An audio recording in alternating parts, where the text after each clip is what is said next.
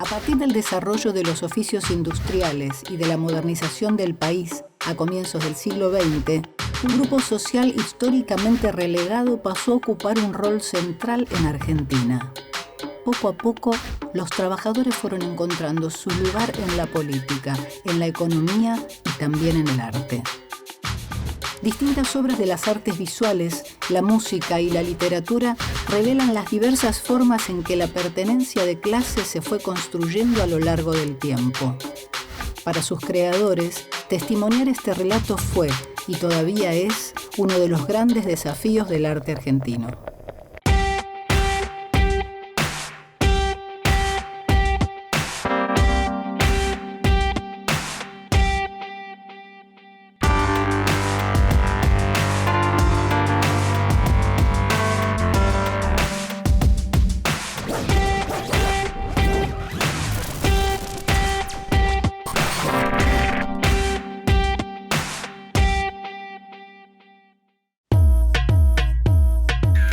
En 1913, 5 artistas que habían crecido en barrios trabajadores y se habían formado en las escuelas públicas de los suburbios se reunieron en un taller de barracas alejado de las galerías de arte del centro. Estos jóvenes idealistas formaron un grupo unido por afinidades de origen social, de opciones artísticas y de compromisos ideológicos. José Arato, Adolfo Beloc, Guillermo Facio Ebecker, Agustín Riganelli y Abraham Vigo compartían su pertenencia a la clase trabajadora, la adhesión a los movimientos políticos populares y el amor a la pintura y a la escultura. Para ellos, el arte tenía la obligación de dar cuenta de la vida y los conflictos del pueblo. Impulsados por esta premisa, se aliaron para crear un grupo inédito en Argentina, los Artistas del Pueblo.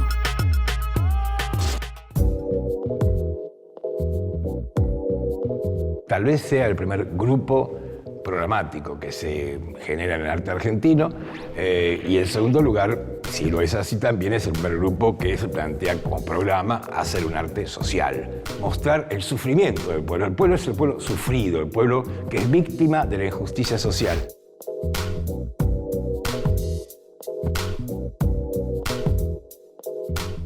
Los temas importan con estos artistas porque ellos se proclaman realistas.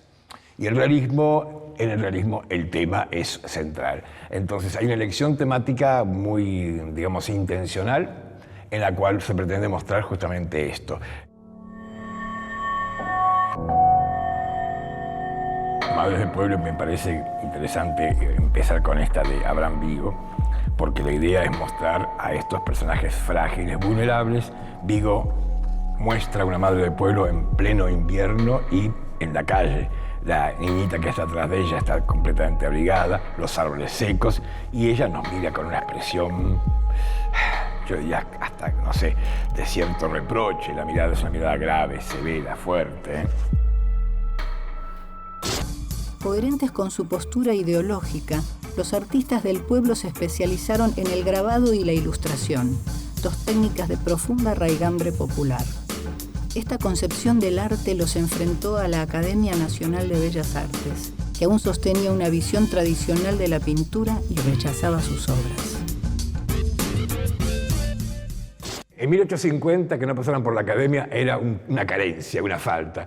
Pero en tiempos de vanguardias, justamente, no pasar por la Academia, Quinquela Martín, por ejemplo, es todo un mérito, porque en estos tiempos lo primitivo, en muchos sentidos, es un valor. Insisto, en este caso, además, no pasar por la Academia también significa no aceptar la autoridad del Estado, con todo lo que esto supone, pero sin duda que Facio Becker pasó por la Academia y seguramente fue él, es lo que sospechamos, el maestro de sus amigos, de Arato, de Vigo. Esta, con esa mirada tan dramática, abrazando al niño, y esta otra, pobre santa, con la mirada perdida, con los pies cruzados. Es una serie de litografías de Facio Becker titulada El Conventillo.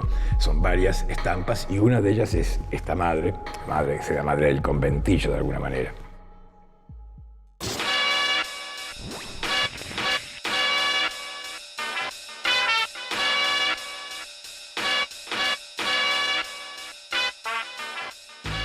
La Madre del Pueblo de Riganelli es una obra que está compuesta desde una composición clásica, como una obra de Miguel Ángel. El gesto de la madre, cómo lo agarra al personaje, al niño, es sumamente emotivo y al mismo tiempo da una sensación de fuerza. El volumen está muy bien marcado. El artista, por medio de esta obra, toma a la mujer y al niño como el elemento fundamental de la sociedad. Como artista contemporáneo, he tomado mucho de la influencia de los artistas de principios del siglo XX, donde toman la temática social como punto de partida. Me interesa mucho la problemática que toma la sociedad y esto plantearlo dentro de la obra como parte de lo que está sucediendo en el momento. La década de los 30 fue una época marcada por la depresión económica y la corrupción política. Como siempre, los más afectados fueron los sectores populares.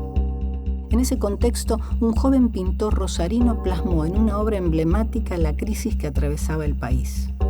La manifestación de Antonio Berni da rostro y carnadura a la multitud de trabajadores y desocupados.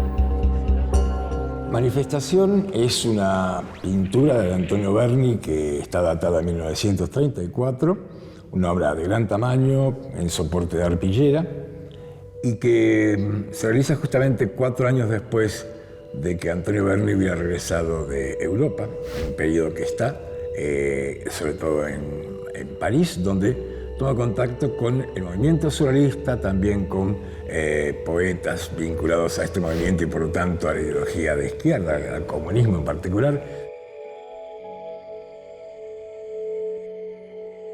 Mientras los artistas del pueblo apelaban a la síntesis de la figura humana, Berni recurrió a un realismo detallista. Inspirado en sus trabajos como fotógrafo, el pintor logró que cada uno de los hombres y mujeres retratados posea un gesto que lo distinga.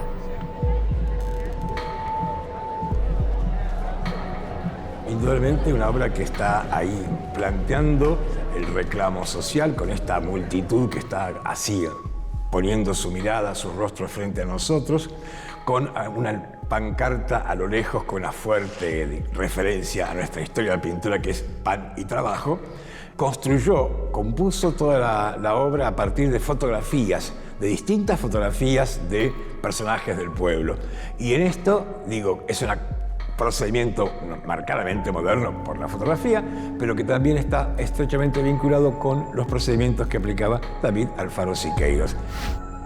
Empleaba la fotografía, el cine incluso, usando estas técnicas de reproducción modernas para armar sus imágenes.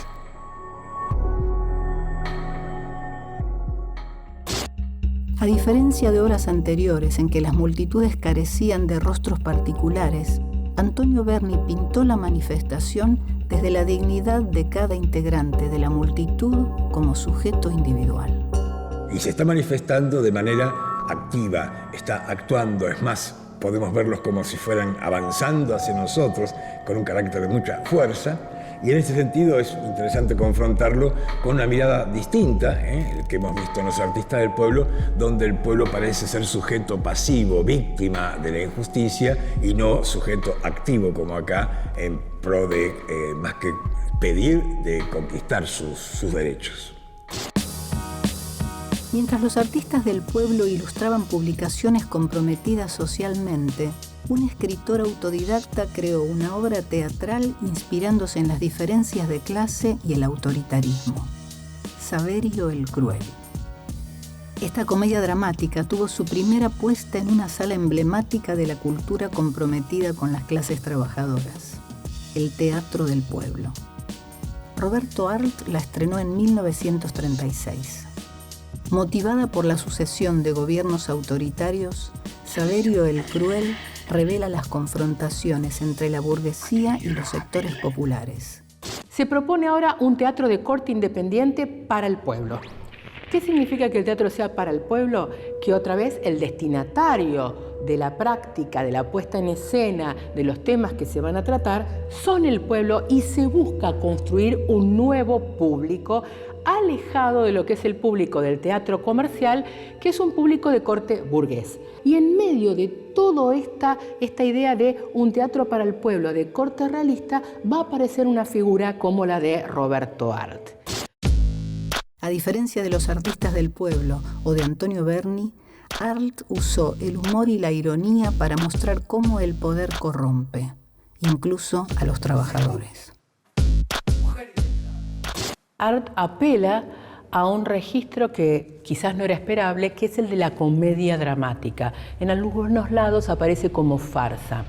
Y acá hay que hacer una acentuación importante, porque el uso de la comedia, o en todo caso uno podría decir de la parodia estilizada que hay dentro de Saverio el Cruel, permite pensarlo en términos políticos. En términos de un compromiso de clase, el trabajo de estilización que tiene la obra en realidad da cuenta de la alienación de la clase trabajadora en manos de lo que sería o la pequeña burguesía o la patronal o las clases dominantes. Todo este ejercicio a través del humor sirve para mediar y distanciar al espectador para que tome conciencia respecto de la alienación en la cual vive. El hecho de la crueldad como elemento que el pueblo incluso asume copiándolo de la clase dirigente es algo que pone en escena Arlt para hablar también de esta manipulación de las clases populares en términos ideológicos. En la década de los 60, un cineasta fuertemente comprometido con la militancia de izquierda retomó estas mismas problemáticas desde una nueva mirada crítica. Raimundo Gleiser realizó diversos documentales e informes para la televisión sobre las condiciones de vida y las dificultades de las clases trabajadoras argentinas y latinoamericanas. Pero es en su película Los Traidores, una ficción que incluye material de archivo de la época, en la que Gleiser evidencia con mayor lucidez los conflictos y contradicciones alrededor de la pertenencia de clase. Este film es una clara muestra de las tensiones sociales y políticas que atravesaba el país en ese momento y una reflexión sobre el poder en relación con las clases trabajadoras. Calma. Tenemos que defender el paro a cualquier precio. No debemos hacer caso a los eternos divisionistas y agitadores del caos. A diferencia de otras películas del período, donde la clase trabajadora cae presa de cierto maniqueísmo, donde son puros, castos y están de alguna manera atravesados a pesar de sí mismos por las coyunturas políticas, lo que plantea Gleiser en Los Traidores es justamente todo lo contrario. Un obrero, que es Roberto Barrera, que a lo largo de su transformación en líder sindical, él se vuelve carnadura de todo lo que es el problema de la burocratización sindical. Representan las contradicciones de aquello que ellos quieren o dicen querer para la clase trabajadora, cuando en realidad están entrando en connivencia con la patronal o con el Estado, que en este caso estamos hablando de un Estado militar. Es un sujeto complejo que decide sobre sí mismo, decide sobre la voluntad de los otros, decide sobre el futuro de la gente a la que pretende defender, a la clase trabajadora, y en función de eso toma decisiones. Los personajes en este sentido dejaron de ser planos sin ningún tipo de matices. Son personajes comprometidos ideológicamente. Y lo que no vamos a permitir en este sindicato es cambiar la bandera azul y blanca por el trapo rojo. ¡Muy bien, Roberto! ¡Muy bien! Para Gleiser, el cine en sí mismo no es revolucionario. La revolución la hacen los hombres, no la hace el cine. Pero el cine es un arma de concientización política a partir de la cual el obrero entiende, comprende cómo él es prenda de este contubernio entre el sindicato y el Estado o la patronal. Como Roberto Arlt, Pablo Suárez apela a la ironía y coloca a los cuerpos marginados siempre en situaciones extremas. Sumergido en una sopa de pobre o en el vértigo de viajar colgado de un tren en movimiento. Sus primeras muestras en la década de los 60 lo vincularon a la juventud del Instituto Di Tella. En 1968, Suárez participó activamente de Tucumán Arde, una obra artística colectiva y multidisciplinaria que se montó en las sedes de la CGT del Rosario y Buenos Aires. Este hito de nuestra cultura logró conciliar a la vanguardia artística con la política de su época. Para Suárez fue fundamental su radicalización política, que lo llevó a suspender su propia producción en favor del activismo social. Yo creo que lo de Pablo Suárez impresiona, por un lado, por esa construcción temática que tiene una historia extensa. En nuestra historia del arte, Pablo Suárez siempre está llamando a advertir ese carácter cómico de todo lo trágico que podemos pensar. Claro, parte del dramatismo de la obra de Pablo Suárez tiene que ver con esa explicitación de nuestra imposibilidad de entender. La fosa en el patio tiene la complejidad al mismo tiempo que la fuerza y la posibilidad de impacto del arte de Pablo Suárez, la composición del tema, el tratamiento del color, la asociación entre pintura y escultura, el carácter, podríamos decir, socialmente caricaturesco, común en los personajes de Pablo Suárez, de ese personaje que está cavando su propia fosa en el lugar menos específico. Como muchos otros artistas argentinos, Pablo Suárez vio su vida personal profundamente afectada tras el golpe de Estado de 1976 y los años de la dictadura cívico-militar. Lentamente retomó la pintura, pero poco antes de las elecciones de 1983, su muestra en la Galería Alberto Elía fue censurada y debió ser desmontada. A partir de la década de los 80, Suárez trabajó la expresividad y el grotesco en la representación de la figura humana. Sus imágenes rinden culto al hombre común y a la cultura popular sin pretensiones ni disimulo.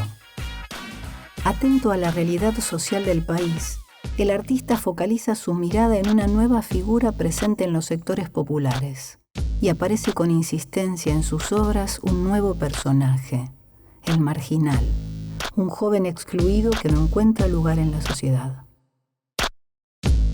Pablo Suárez es uno de los artistas que más me gustan por la manera en cómo cada obra está llena de un virtuosismo tanto discursivo como de técnica. Él de alguna manera trata de reivindicar, digamos, por medio de la imagen una postura crítica sobre la sociedad. La obra de Pablo Suárez se centra en mostrar el cuerpo y los padecimientos de los excluidos de la sociedad.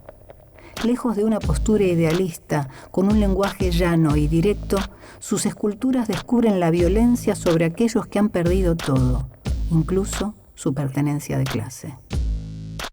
El excluido, que es un personaje que está aferrado a la puerta del tren en pleno movimiento. Me parece la expresividad que tiene el rostro, la manera en cómo lo presenta, y uno ve la obra y se imagina, digamos, a esos personajes que cotidianamente uno lo ve que están en pleno movimiento por la vorágine de la ciudad. La obra de Pablo es sumamente simple y al mismo tiempo está cargado de una potencia por cómo él trabaja los personajes. En el año 2001, el artista tucumano Sandro Pereira se dio a conocer a través de una escultura emblemática, homenaje al sándwich de milanesa. En esta obra, Pereira capta con sensibilidad el momento en que un muchacho se lleva a la boca este alimento popular. reflejando en ese gesto una costumbre propia de la clase trabajadora. Esta escultura rompe con la idea tradicional del monumento, en donde se realza a lo heroico. Acá se realza a un discurso social. Hay una gran necesidad por parte del arte contemporáneo en Tucumán de salir de los espacios convencionales hacia otro tipo de espacios, como son los espacios públicos, para darle mayor visibilidad al arte y también para que se pueda encontrar con un nuevo público.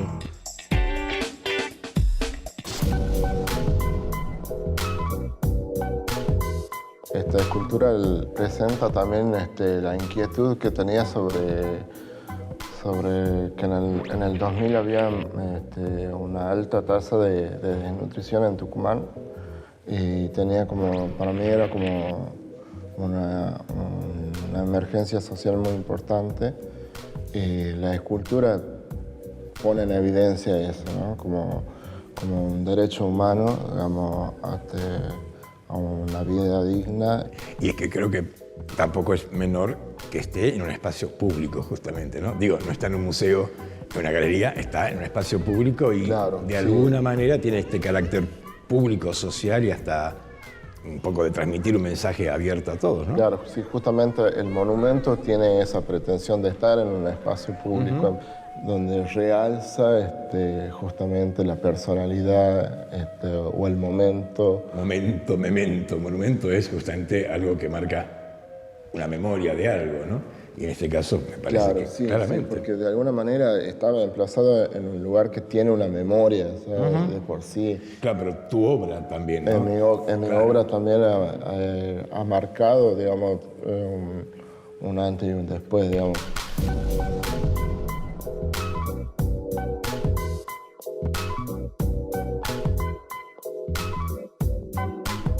Estaba mirando tu obra y me parecía interesante verla en lo que estamos planteándonos como de arte social, en el sentido que aparezcan personajes que tienen que ver con la gente común y silvestre, la gente de pueblo, sino que están, me parece, ¿no?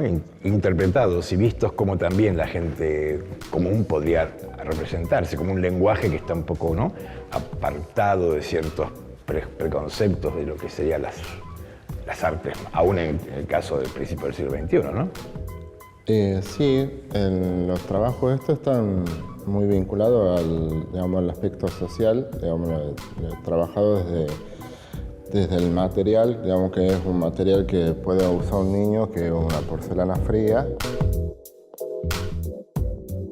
A mí me gustaba justamente la parte expresiva del material para trabajarlo, y por eso está como muy relacionado a la infancia y también al juego, a la conexión en la parte social, como sería una plaza, un parque.